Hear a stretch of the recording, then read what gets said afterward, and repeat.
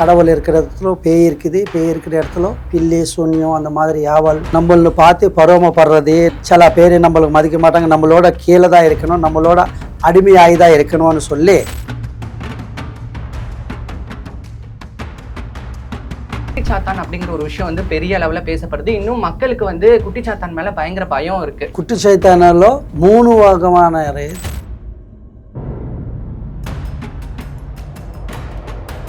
வயிற்றுக்குள் இருக்கும்போது பிறக்கிறாங்கன்னா இறந்துடுறாங்கன்னா அந்த மாதிரி சுண்ணி வைப்பாங்க. ஒரு நல்லபடியாக இருக்கக்கூடாது குழந்தை கூடன்னு சொல்லி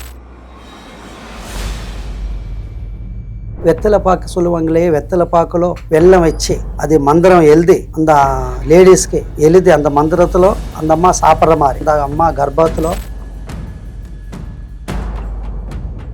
ஒரு நேரம் இருக்கிற மாதிரி ஒரு நேரம் இல்லை திக்கையாக பண்ணுவாங்க. அந்த மாதிரி பலாதுர் சுற்றிக்கிட்டு வருவாங்க. ஒரு நேரம் இருக்கிற மாதிரி ஒரு நேரம் இருக்க மாட்டாங்க. அந்த பிரச்சனை எந்த மாதிரி தீர்த்து வச்சுன்னா ஒரு ரத்த பலி சொல்லுவாங்க இல்லையா, அந்த மாதிரி ரத்த பலி கொடுக்கணும்னு சொல்லி அந்த மாதிரி. ரிஃப்ளெக்ட் ஆன்மீக நேயர்களுக்கு வணக்கம்.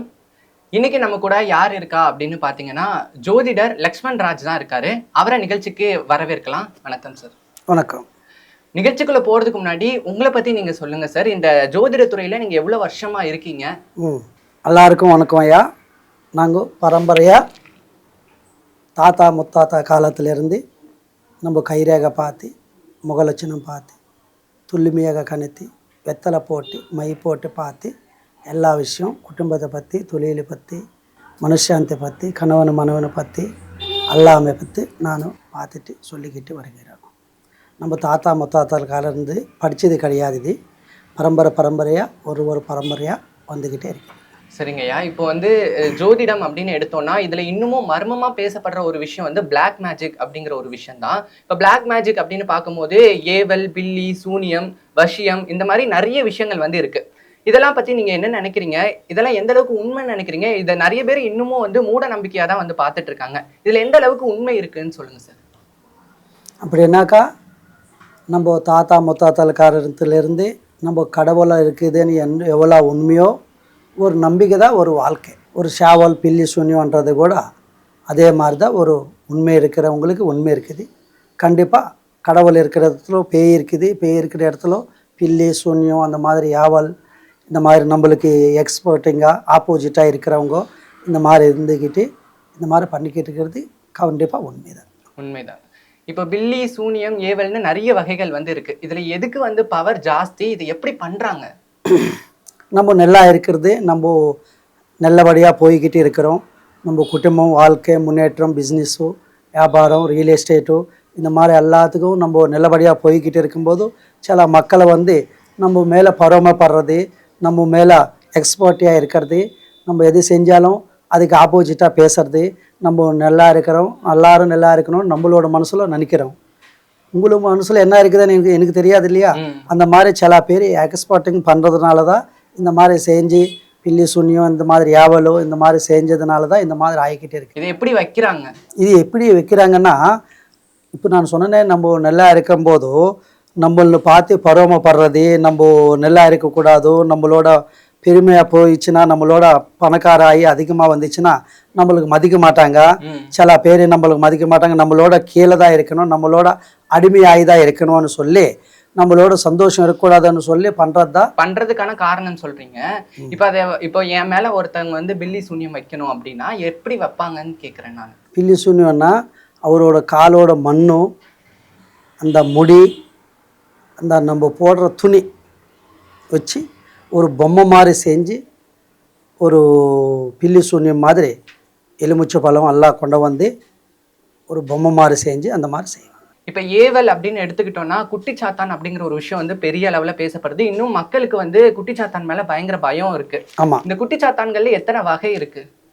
குட்டிச்சாத்தானால 3 வகையான இருக்கு. ஒன்றும் நைட்டில் தூங்க விடாமல் தூங்க விடாமல் ஒரு காதலோனே பேசுகிற மாதிரி, ஒரு குயின்னு சப்தம் வர்ற மாதிரி, ஒரு சவுண்டு வர்ற மாதிரி அந்த மாதிரி இருக்கும். ஒன்றும் தூக்கத்தில் கூட எங்கே இருந்தாலும் வந்துக்கிட்டே இருக்கும், வெளியே இடத்துல கூட வந்துக்கிட்டே இருக்கும். எங்கெங்கே உடம்பு சரியில்லாத ஹாஸ்பிட்டலுக்கு போனாலும் அந்த உடம்புல கூட நல்லா ஆகாமல் சில விஷயமா இருக்கும். புரியுதுங்களையா? இன்னொன்று வந்து அது சைத்தான், பேய் இருக்கிற இடத்துல வராது. சரி. புரியுதா? கடவுள் இருக்கிற இடத்துல வராது, கடவுள் இல்லாத இடத்துல தான் வரும். ஓகே. அது சப்தமாட வரும், சவுண்டு கல் கல் கல்னு சப்தமோட வரும். இது எந்த அளவுக்கு ஒரு மனுஷனை பாதிக்கும்? அது ரொம்ப பாதிக்கும். கல் கல்னு சப்தம் வருது இல்லையா, அது ரொம்ப பாதிக்க வேண்டியது இருக்குது. இப்போ நிறைய பேர் நிறைய குடும்பத்துல வந்து பரம்பரையா எங்க குடும்பத்துக்கு வந்து குழந்தை பாக்கியமே கிடையாது, குழந்தை பிறந்து இறந்துரும், இந்த மாதிரிலாம் நிறைய பேர் சொல்றாங்க. இப்படி பரம்பரையா இருக்கிறதுக்கான காரணம் என்னன்னு நினைக்கிறீங்க? பரம்பரையானா அவங்க 2 பேர் ஆணும் பெண்ணும் இந்த மாதிரி கல்யாணம் பண்ணிட்டு இருப்பாங்க. அவங்க 2 பேருக்கு, சில பேருக்கு ஒரு பெண்களுக்கு மாதவிடாய் பிரச்சனைகள் அந்த மாதிரி வரும், அந்த நீர்கட்டின்ற மாதிரி வரும். ஆம்பளைங்களுக்கு கூட ஒரு உயிரணுக்கள் கம்மியான மாதிரி ஒரு டெஸ்ட் மாதிரி பண்ணிக்கிட்டு ஹாஸ்பிட்டலில் பார்த்துட்டு அவங்க 2 பேருக்கு குழந்தை பாக்கியம் நல்லா இருக்குதுன்னு சொல்லி தான் பண்ணுவாங்க. ஓகே, புரியுதா? சில பேருக்கு அது இல்லாதனால தான் கொஞ்சம் ஸ்டாமினா கொஞ்சம் கம்மியாக இருந்து கொஞ்சம் வர்றது உருண்டாகி பண்ண வேண்டியது இருக்குது. இப்போ எனக்கு தெரிஞ்சவங்க ஒருத்தங்க, அவங்களுக்கு வந்து அவங்களோட ஃபேமிலியில வந்து ஆண் குழந்தைங்களுக்கு ராசியே கிடையாது, ஆண் குழந்தை பிறந்தாலே வந்து இறந்துரும், இந்த மாதிரியான சம்பவங்கள்லாம் அவங்க ஃபேமிலியில நடந்திருக்கு. இது எதனால நடக்குதுன்னு நினைக்கிறீங்க? இதுக்கு ஏதாவது பில்லி சூனியம், அவங்க குடும்பத்துக்கு மேல யாராவது வந்து இந்த மாதிரி செய்வினை ஏதாவது வச்சிருப்பாங்களா? ஆம்பளை குழந்தை பிறந்தாலே இந்த மாதிரி இறந்துடுறாங்கன்னு சொல்றாங்க. ஆமா. இப்போ ஆம்பளை குழந்தை பொம்பளை குழந்தைன்னு இல்லை, ஆம்பளை குழந்தை கூட இந்த மாதிரி இருந்தாலும் நல்லபடியாக தான் பிறக்கும். அந்த மாதிரி அந்த வயிற்றுக்குள்ளே இருக்கும்போது பிறக்கிறாங்கன்னா இறந்துடுறாங்கன்னா அந்த மாதிரி சூன்யம் வைப்பாங்க. சரி. அந்த பில்லி சூன்யம் மாதிரி செஞ்சு அந்த வயிற்றுக்குள்ளே லைன் ஆகணும், மனுஷாந்தி இருக்கக்கூடாது, சந்தோஷம் இருக்கக்கூடாது, அந்த நிலைமையில கூட ஒரு நல்லபடியாக இருக்கக்கூடாது குழந்தை கூடன்னு சொல்லி அந்த மாதிரி சில பேர் பண்ணுவாங்க. அது உண்மைதான். இப்போ வந்து எங்களுக்கு ரொம்ப நாளாவே வந்து குழந்தை பிறக்கல அப்படிங்கிற மாதிரி யாராவது உங்களை பார்க்க வந்திருக்காங்களா? அவங்களுக்கெல்லாம் நீங்க என்ன சொல்லியிருக்கீங்க? நீங்க சொல்லி ஏதாவது குழந்தை நின்றுருக்கா? கண்டிப்பாக. நாங்கள் கிட்ட இதுக்கு முன்னாடி 45-50 வயசு அம்மா கூட நம்மக்கிட்ட குழந்தை இல்லைன்னு சொல்லி வந்திருக்கிறாங்க. நாங்கள் குழந்தை வகை வைத்ததிலோ எத்தனை பேர் கடவுளுக்கு அங்கே இங்கே போயிட்டு வந்தோம், ஹாஸ்பிட்டலுக்கு எல்லாமே போயிட்டு வந்தோம், நம்மளுக்கு குழந்தை பாக்கியம் நிற்கலே சுவாமின்னு சொல்லி நம்மக்கிட்ட வந்தாங்க. நான் வந்து எல்லாமே பார்த்து நாடே பிடிச்சி பார்த்து அவங்களுக்கு என்ன யாது இருக்குதோ கண்ணு பிடிச்சி அதை தகுந்த மாதிரி மருந்து எல்லாம் கொடுத்தாச்சு. இதில் 3 ரகமான இருக்குது குழந்தை பாக்கியம் நிற்கிறதுல. ஆணுக்கு பெண்ணுக்கு, ஆண் வசீகரம் பெண் வசீகரம் 2 பேர் சந்தோஷமாக இருக்கிற மாதிரி குழந்தை பாக்கியம் நிற்கிற மாதிரி ஒரு மூலிகை வச்சு இந்த 2 பேருக்கு தாயத்த மூலியமாக ஒன்று இருக்குது, ஜனவசீகரம் மாதிரி தாயத்த மூலியமாக ஒன்று இருக்குது. வெத்தலை பாக்கு சொல்லுவாங்களே, வெத்தலை பாக்கிலோ வெல்லம் வச்சு அது மந்திரம் எழுதி அந்த லேடிஸ்க்கு எழுதி அந்த மந்திரத்தில் அந்த அம்மா சாப்பிட்ற மாதிரி அந்த அம்மா சாப்பிட்டு அந்த அம்மா கர்ப்பத்தில் ஒரு குழந்தை ஆண் குழந்தையோ பெண் குழந்தையோ பிறக்கிற மாதிரி அந்த மாதிரி மந்திரம் செஞ்சு அந்த மாதிரி கொடுத்தா அந்த மாதிரி ஒன்று இருக்குது. புரியுதா? நாடை பிடிச்சி அவங்க 2 பேருக்கு அதோட மருந்து கொடுத்து பாலில் கலந்து பவுட்ரு மாதிரி ஒரு லேகம் மாதிரி கொடுத்து அந்த மாதிரி கூட 3 விதமாக இருக்குது. இதில் செஞ்சோம்னா கண்டிப்பாக குழந்தை பாக்கியம் அடுத்த வருஷத்துக்குள்ளே கண்டிப்பாக குழந்தை பாக்கியம் 3 இதில் கண்டிப்பாக நிற்கும். இந்த மாதிரி பிறந்திருக்கு. Okay sir.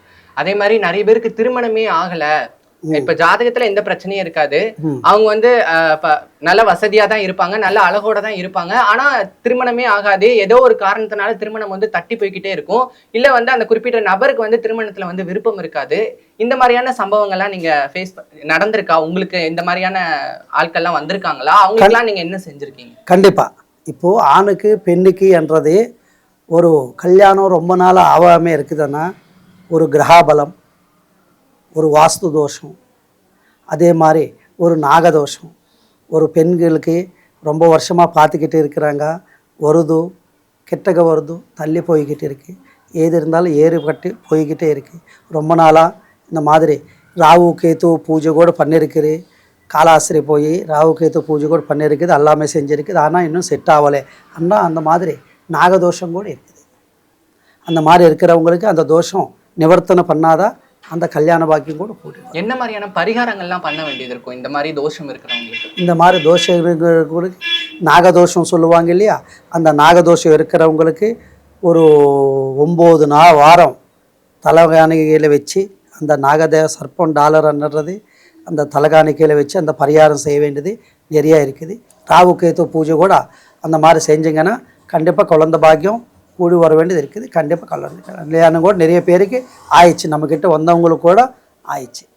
இப்போ நம்ம வீடியோட ஆரம்பத்தில் பேசியிருந்தோம் இந்த பில்லி, சூனியம், ஏவல் இந்த மாதிரியான விஷயங்கள் பற்றி. இதுக்கெல்லாம் வந்து என்ன மாதிரியான பரிகாரங்கள் இருக்குங்க ஐயா? முதல்ல இப்போ வந்து செய்வனை வச்சிருக்காங்க, பில்லி சூனியம் பண்ணியிருக்காங்க அப்படிங்கிறத எப்படி கண்டுபிடிக்கலாம்? நம்ம எந்த விதமான அறிகுறிகளை வச்சு கண்டுபிடிக்கலாம்? அப்படி என்னாக்கா இந்த மாதிரி ஒரு நேரம் உடம்பு விருதிలో சரியாக இருக்காது, மனுஷாந்தி இருக்காது, நிம்மதி இருக்காது. எந்த விஷயத்துல யோசனை பண்ணாலும் நம்ம காலையிலே போய் சுறுசுறுப்பாக வேலை செஞ்சுக்கிட்டு அப்படி இப்படி வேலை காலேஜுக்கு போகிறது, ஆஃபீஸுக்கு போகிறது வர்றது அந்த மாதிரி இருக்கும். அவர் வந்து அந்த மாதிரி வச்சவங்களும் வந்து அந்த மாதிரி பாதிக்கப்பட்டவர் வந்து ஒரு நேரம் இருக்கிற மாதிரி ஒரு நேரம் இல்லை, திக்கையாக பண்ணுவாங்க.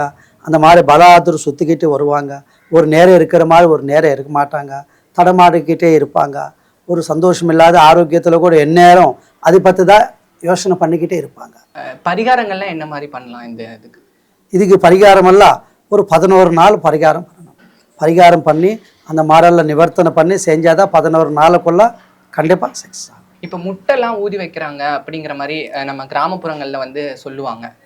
யாரையாவது பிடிக்கல அப்படின்னா முட்டை ஊதி வைக்கிறது, இல்லை வந்து வீட்டில் யாராவது ஒரு ஏதாவது ஒரு பொருள் வந்து திருடு போயிடுச்சு அப்படின்னா அது திருடினவங்க யாருன்னு கண்டுபிடிக்கிறதுக்காக வந்து அந்த திருடினவங்களுக்காக முட்டைலாம் ஊதி வைப்பாங்களே ஐயா, அதை பற்றி நீங்கள் சொல்லுங்கள். அதை எப்படி வைக்கிறாங்க? கண்டிப்பாக, ஏன்னா அந்த முட்டையில் கூட சில மந்திரங்கள் ஊதி வைப்பாங்க. அந்த எலுமிச்சை பழத்தில் கூட ஒரு மந்திரங்கள் இருக்கும். அந்த மாதிரி செஞ்சு அந்த மாதிரி 3 எலுமிச்சை பழம், 3 காஞ்சி மிளகா, 3 கோழி முட்டை, சில பேருக்கு உடம்பு சரியில்லைன்னா அந்த மாதிரி செஞ்சு அந்த முக்கோட்டி ரோடு சொல்லுவாங்க இல்லையா, முக்கோட்டி ரோடு வரும்போது தூரம் போடுவாங்க. புரியுதா? அவங்களுக்கு உடம்பு சரியில்லைன்னா இந்த மாதிரி சூன்யத்தில் அதில் கண்டிப்பாக பவர் இருக்குது. பில்லி சூனியம் பிரச்சனைகளோட இருக்கிறவங்க வந்து அது சரியாகிறதுக்கு 1 வருஷம் ஆச்சு, 2 வருஷம் ஆச்சு, இந்த மாதிரிலாம் நிறைய சொல்லி கேள்விப்பட்டிருக்கோம். இப்போ உங்ககிட்ட இந்த பிரச்சனையோட வரவங்களுக்கு எவ்வளோ நாளில் நீங்கள் தீர்வு அளிக்கிறீங்க? எவ்வளோ நாளில் தீர்வு அளிச்சிருக்கீங்க? இதுக்கு முன்னாடி ஒரு 5 டேஸில் அழிச்சிருவேன். 5 டேஸில் ஒரு சீக்கிரமாக லைன் ஆகிடும். ஒரு சில பேருக்கு ஒரு 9 நாள் ஆகும், சில பேருக்கு ஒரு 11 நாள் ஆகும். 11 நாளில் மொத்தமாக தீர்ப்பு முடிச்சிடும். முதல்ல இது பில்லி சூன்யத்தால் தான் இவங்க வந்து பாதிக்கப்பட்டிருக்காங்க அப்படிங்கிறது எப்படி கண்டுபிடிப்பீங்க? நாங்கள் எப்படி கண்டுபிடிக்கிறோன்னா, அவங்களுக்கு மனுஷாந்தி, நிம்மதி, ஆரோக்கியத்தில் ஒரு நேரம் இருக்கிற மாதிரி ஒரு நேரம் இல்லை. எங்கெங்கே விழுந்தாலும் அந்த மாதிரி சந்தோஷம் இல்லாத அதை பற்றி யோசனை பண்ணிக்கிட்டு ஒரு உடம்பு சரியில்லாத இந்த மாதிரி சைவனா பில்லி சூன்யம் யாவலு அந்த மாதிரி செஞ்சதுனால தான் அந்த மாதிரி பார்த்து அவங்களோட நாடை பிடிச்சி அவங்களோட மூஞ்சி பார்த்தே கண்டுபிடிச்சிருக்கோம். இப்போ இந்த பில்லி சூனியம் ஏவல் அப்படின்னு பார்க்கும்போது இதில் வசியம் பண்ணுறது அப்படிங்கிறது இப்போ சமீப காலமாக நிறைய நியூஸில் கூட நம்ம பார்த்துருப்போம். எளிதாக வந்து வசியம் பண்ணிடலாம் அப்படிங்கிற மாதிரி சொல்கிறாங்க. இப்போ கணவன் மனைவி இருக்காங்க, மனைவிக்கு வந்து அந்த உறவுல வந்து விருப்பம் இல்லை, மனைவிக்கு வந்து வேற ஒருத்தங்களோட தொடர்பு இருக்குது அப்படின்னா கணவன் வந்து வசியம் பண்ணுறது, மனைவியை வசியம் பண்றது, அதே மாதிரி மனைவி கணவனை வசியம் பண்றது, இந்த மாதிரியான செய்திகள்லாம் நம்ம வந்து பார்த்துட்டு இருக்கோம். இந்த வசியம் எப்படி பண்றாங்க? இந்த வசியம் எப்படி பண்றாங்கன்னா, ஒரு பெண்களுக்கு ஆண் மேல வசியம் வரும், ஒரு ஆணுக்கு ஒரு பெண்கள் மேல இருப்பு வரும். அந்த 2 பேர் இருந்ததுன்னா அவங்க 2 பேர் மூலியமா இப்போ பொம்பளைங்களுக்கு ஒரு ஆம்பளை மேல இருக்கும். அது மாதிரி அந்த பின்னாடி சுத்துற மாதிரி லைனை பண்ணி அவங்க ஒரு கால் இடியா சுத்திக்கிட்டு வர்ற மாதிரி அந்த மாதிரி வசியம் பண்ணி செய்யறது தான் வசியம். அதான் சரி, எப்படி பண்றாங்க அந்த வசியத்தை? இப்ப காலடி மண்ணை எடுத்து வைக்கிறாங்களா? எந்த மாதிரி சில பேர் போட்டோலாம் கொண்டுட்டு போயிட்டு கொடுத்தா அந்த போட்டோ பார்த்தே வச்சிருவாங்க. அந்த மாதிரி எப்படி பண்றாங்கன்னா, ஒரு போட்டோ, அந்த ஆணோட போட்டோ, பெண்ணோட போட்டோ, இந்த 2 போட்டோ வச்சு புரியுது, அவங்களோட டேட் ஆஃப் பர்த் வச்சு, அவங்களோட லைனு வச்சு, அவங்களோட ஷர்ட்டு துணி ஏதாவது ஒன்றும் வச்சு, ஒரு முடி கூட வச்சு அந்த மாதிரி பண்ணுவோம். இப்போ அந்த மாதிரி பண்றாங்க. முன்னாடி காலத்துலலாம் எப்படி பண்ணாங்க? இப்போதானே ஃபோட்டோலாம் வந்திருக்கு, முன்னாடிலாம் எப்படி பண்ணுவாங்க? இப்போதான் ஃபோட்டோலாம் வந்துச்சு, இதுக்கு முன்னாடி ஃபோட்டோலாம் இல்லை. தலைமுடி இருக்குல்ல, தலைமுடி, அந்த தலைமுடி வச்சு ஒரு துணி வச்சு காலு மண்ணு வச்சு ஏதோ அந்த பெண்ணுது ஏதோ ஒன்று பொருள் எடுத்து அந்த மாதிரி செய்யணும். பேய்களை பற்றி சொல்லுங்க. பேய்கள் வந்து இப்போ நிறைய படங்கள்ல நம்ம பார்த்தாலுமே இப்போ வரைக்குமே பேய்கள் அப்படின்னு சொன்னாலே அது ஒரு மூட நம்பிக்கையா தான் இருக்கு. அதுல எந்த அளவுக்கு உண்மை இருக்கு? உண்மையிலேயே பேய்லாம் இருக்கா? பேய்ன்றது மூட நம்பிக்கைன்னு சொல்லி நீங்க சொல்றீங்க, புரியுதா? கண்டிப்பா கடவுள் இருக்குதா இல்லையா அன்னு சொல்லி கடவுள் இருக்குது. நம்மளோட நினச்சா கடவுள் இருக்குது. கடவுள் இருக்கிற இடத்துல பேய் இருக்குது. இந்த ரெண்டுமே இருக்கிறது உண்மைதான். ஒரு நம்பிக்கை தான் வாழ்க்கை. பேய் பிடிச்சிருக்குங்கிறத எப்படி கண்டுபிடிப்பீங்க? ஏன்னா நம்ம சாப்பிடும் போதோ நம்ம எப்படி சாப்பிட்றோம், நார்மலாக சாப்பிட்றோம். இந்த மாதிரி வச்சுட்டு அந்த மாதிரி சாப்பிட்றது செய்கிறது அவங்களோட பண்ணுறது அவங்களோட பயங்கரமாக கண்ணு பார்வை இருக்கும் பேய் பிடிச்சிக்கிறவங்களுக்கு. ஆமாம், நடவடிக்கையில் மார்ப்பு வரும். அந்த மாதிரி இருக்கிறதுனால தான் அந்த மாதிரி பேய் பிடிச்சிருக்குது, இந்த மாதிரி காற்று பேய் பிசாச்சு ஏதாவது இருக்குதுன்னு சொல்லி கண்டுபிடிச்சி அதுக்கு தகுந்த மாதிரி அவங்கள மூஞ்சி பார்த்தாலே நடவடிக்கை பார்த்தாலே எல்லாமே தெரியும். உங்ககிட்ட இந்த மாதிரி பேய் பிடிச்சவங்க யாராவது வந்திருக்காங்களா? கண்டிப்பாக 2-3 பேர் வந்திருக்கிறாங்க. அந்த 2-3 பேருக்கு ஒரு 5 நாளுக்குள்ளே சரி பண்ணி அமைச்சாச்சு. எந்த மாதிரி சார் சரி பண்ணீங்க? அதை எந்த மாதிரி அதை வந்து தீர்த்து வச்சிங்க அந்த பிரச்சனையை? அந்த பிரச்சனை எந்த மாதிரி தீர்த்து வச்சேன்னா, ஒரு சென்றக்காலை அடித்து புரியுதா, ஒரு புகை போட்டு மிளகாத்தூள் சொல்லுவாங்க இல்லையா, அந்த மிளகாத்தூள் போட்டு அந்த பொண்ணு தலைமுடி பிடிச்சி ஓட வச்சிருக்கு. இந்த வசியம் பண்ணுறதுல எத்தனை வகைகள் இருக்குது? யார் யாரெல்லாம் வசியம் பண்ணுறாங்க அப்படின்னு சொல்லுங்கள் சார். இது வசியம்ன்றதே ஒரு தொழில் ரீதியாக பண்ணலாம். ஒரு ரியல் எஸ்டேட்டோ ஒரு ஃபைனான்ஸோ ஒரு நல்லா சம்பாரிச்சுக்கிட்டு இருக்கிறாங்க, அவங்க நல்லபடியாக இருக்கிறாங்க, அவங்க நல்லா இருக்கக்கூடாது, அவங்க எது செஞ்சாலும் கைகூடி வரக்கூடாது, குடும்பங்களும் மனுஷாந்தி இருக்கக்கூடாது, பிஸ்னஸில் தொழிலோ ரீதியாக இருக்கக்கூடாதுன்னு சொல்லி கூட சில விஷயமா மந்திரங்கள் பண்ணுவாங்க, இந்த வசியம் பண்ணுவாங்க. இப்போ கணவன் மனைவி உறவில் வந்து இப்போ மனைவிக்கு வந்து கணவன் மேலே ஈடுபாடு இல்லை அப்படிங்கிறப்போ கணவன் வந்து மனைவியை வசியம் பண்ணுறது, இல்லை வந்து யாராவது ஒரு பெண்ணை காதலிக்கிறாங்க, ஒரு நபர் வந்து ஒரு பெண்ணை காதலிக்கிறாங்கன்னா அந்த பெண் வந்து தண்ணியை சுற்றி சுற்றி வரணும் அப்படிங்கிறதுக்காக அந்த பெண்ணுக்கு வசியம் பண்ணுறது, இந்த மாதிரியான சம்பவங்கள்லாம் நடந்திருக்கதை நம்ம நியூஸில் பார்த்துருப்போம். இது எப்படி பண்ணுறாங்க சார்? இது வந்து பெண்களுக்கு ஆண்களுக்கு மேலே ஒரு இருப்பு இருக்கும். அந்த மாதிரி இருப்பு இல்லாத சில பேருக்கு ஒரு பெண் மேலே ஆம்பளுக்கு இருந்ததுன்னா அந்த பெண்ணு வந்து நம்ம பின்னாடி சுற்றுற மாதிரி லைனு பண்ணி அந்த பொண்ணோட ஃபோட்டோ அந்த பொண்ணோட பொருள் ஏதாவது வச்சு நம்ம மையை போட்டு தடங்குற மாதிரி அந்த பொண்ணு நம்ம பின்னாடியே சுற்றுற மாதிரி செய்யறதா வசியம் சொல்லுவாங்க. அந்த மாதிரி வசியம் கூட இருக்குது. இதுக்கு எப்படி பரிகாரம் பண்ணலாம்? அந்த வசியத்தை எப்படி எடுக்க முடியும்? எப்படி எடுக்க முடியும்னா, அந்த 2 பேர் ஒரு ஃபோட்டோ, அந்த டேட் ஆஃப் பர்த்து, அந்த மை வச்சு அவங்க 2 பேர் செஞ்சது அது எடுத்துட்டோம்னா அது போயிடும். மறுபடி ஒரு 5 நாள் அது செஞ்சாதான் அது கிளியர் ஆகிடும். இப்போ தொழில் ரீதியாக அப்படின்னு பார்த்தோம்னா தொழில் ரீதியாகவும் நிறைய தோஷங்கள் இருக்குது அப்படிங்கிற மாதிரி சொல்கிறாங்க. இப்போ தொழில் தொடங்குறோம் அப்படின்னா அதில் நிறைய தோஷங்கள் வருது அப்படின்னு சொல்லி கண்டிப்பாக என்னென்ன மாதிரியான தோஷங்கள்லாம் இருக்குது இப்போ தொழில் ரீதியாக பார்க்கும்போது? தொழில் ரீதியாக பார்க்கும்போது ஒரு ரியல் எஸ்டேட்டோ ஃபைனான்ஸோ ஒரு கான்ட்ராக்டோ ஒரு இன்ஜினியரிங்கோ புரியுது, அந்த மாதிரி பண்ணிக்கிட்டு இருக்கிறாங்க. அந்த தொழில் ரீதியாக சில விஷயத்தில் நல்லபடியாக வந்துக்கிட்டு பரம்பரையாக ஒரு 5-6 வருஷமாக 10 வருஷமாக நல்லா வாழ்ந்துக்கிட்டு இருக்கிற பிஸ்னஸ் வந்து சடனாக டவுன் ஆயிடுச்சுன்னா ஒரு 5 மாதமா ஒரு 6 மாதமா அந்த மாதிரி சுண்ணி வைப்பாங்க. இப்போ முன்னாடிலாம் நம்ம வந்து செய்திகளில் பார்த்துருப்போம், இப்போ ஒரு புதுசாக ஒரு தொழில் தொடங்குறாங்க அப்படின்னா குழந்தைங்களை வந்து பலி கொடுக்கறது, இல்லை வந்து இந்த மாதிரி பலி கொடுக்குற விஷயங்கள்லாம் பார்த்துருப்போம்ல, இது இன்னமும் நடக்குதுன்னு நினைக்கிறீங்களா? இது எதனால் பண்ணுறாங்க? எதுக்காக அந்த மாதிரி பலி கொடுக்குறாங்க?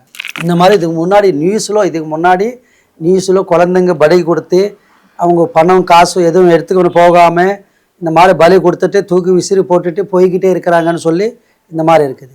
இந்த மாதிரி தோஷம், இந்த சூன்யம், இந்த மாதிரி அவங்க ஒரு ரத்த பலி சொல்லுவாங்க இல்லையா, ஒரு பழைய காலத்தில் ரத்த பலி அந்த மாதிரி ஒரு 11 பலி ஒரு 51 பலி அந்த மாதிரி ரத்த பலி கொடுக்கணும்னு சொல்லி அந்த மாதிரி லைனு பண்ணி அந்த மாதிரி இருக்கும்.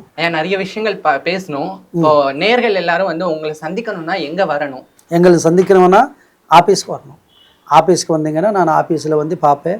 சில பேர் ஆஃபீஸ்க்கு வர முடியலன்னா அவங்க வீடு பார்க்கணும், குடும்பத்தில் ஏதாவது ப்ராப்ளம் இருக்குது, வீட்டில் ஏதாவது இந்த மாதிரி எப்படி இருக்குதா, வீட்டுக்கு வாசு தோஷம், இந்த வீட்டு தோஷம் ஏதாவது இருக்குது, நம்ம வீடு வந்து பாருங்க சுவாமின்னா அவங்கக்கிட்ட போய் வீடு வாஸ்து எப்படி இருக்குதா, குடும்பத்தை பற்றி மனுஷாந்தை பற்றி எல்லாமே பார்த்துட்டு கூட சில விஷயம். நம்ம ஆஃபீஸ் திருவேற்காடு கோயில் சன்னதியில் இருக்குது. இந்த கால் பண்ணிவிட்டு வருவாங்க கஸ்டமர், அப்பாயின்மெண்ட் எடுத்துக்கிட்டு வந்து. சரி சார், இப்போ எங்களுக்காக நீங்கள் இவ்வளோ நேரம் வந்து ரொம்ப பொறுமையாக வந்து பேசுனீங்க. ஜோதிடர் ஐயாவை வந்து நீங்கள் பார்க்கணும் அப்படின்னு நினச்சிங்கன்னா ஸ்க்ரீனில் தெரியக்கூடிய நம்பருக்கு கான்டாக்ட் பண்ணிவிட்டு நீங்கள் நேரில் வந்து அவங்கள வந்து சந்திக்கலாம். ரொம்ப நன்றி சார் பேசுனது. நன்றி.